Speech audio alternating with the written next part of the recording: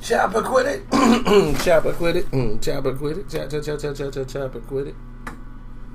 Chappaquddick is a movie that was produced by Byron Allen.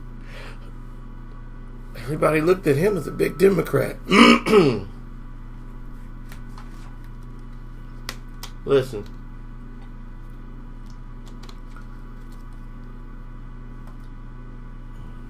I'll tell you this. True to it. Chappaquddick is basically the true story or the untold story behind the scenes of what happened at Chappaquddick. This little area where, politicians go and hang out and resort. Little area where there's like little lake houses. And when you see it on the map, it's so small outside of Edgerton Town over there, Martha's Vineyard, all that area. Like when they go out to Nantucket Islands, Cape Cod Bay, very privileged area. So, Ted Kennedy, Senator Ted Kennedy, is the only lasting son left out of the Kennedys. The Kennedy father is dying. Bobby's death, John's death, it really took a blow on the family. And then Ted's the last remaining brother. And the fact of everyone's like, okay, he's the one that's going to run for president someday. And his dad wants to push him into that mold. Had an accident that happened at Chappaquddick where mysteriously, for some reason, as to anyone else in the free world, he didn't report this incident. And he was with a young lady, and she was a former assistant of Robert, his brother, and she ends up drowning in the car, and he didn't report the incident for 10 hours. You get to hear all the things behind the cover-up.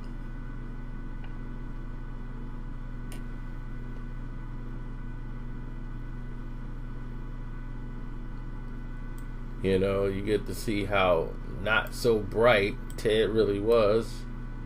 His family, friends, people that were surrounding the incident, trying to help protect him. His father, exerted every bit of Democratic power he had to try to help Ted get out of this situation and get ahead of it.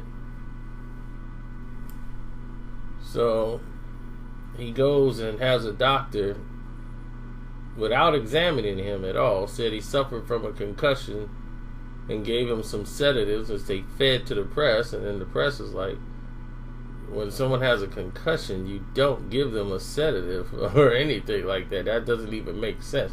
So quickly their story was evaporating, and they trying to say that he was not drinking or drinking and driving when he lost control. And he said there's no guardrails, and that's how they went into the water. And the fact is, he basically left her to drown. And the cover-up behind it and all the other things, the tire marks, everything else involved, you would have to see in the movie, and you'll put it together yourself. And a lot of people are very concerned about this film as far as to say, what could have been prevented? Could this woman had lived had he went and got help, and why didn't he go get help? Or was his concern self-preservation? So when you watch this movie, it's very engaging, very intelligently done. I give it 3 stars. It was pretty. I like the actors; they delivered a great. And the Mara girl, she's once again proven. Saw in House of Cards, and she was incredible there. So, yeah. What's her name? Kate Mara? Yeah, she did an outstanding job.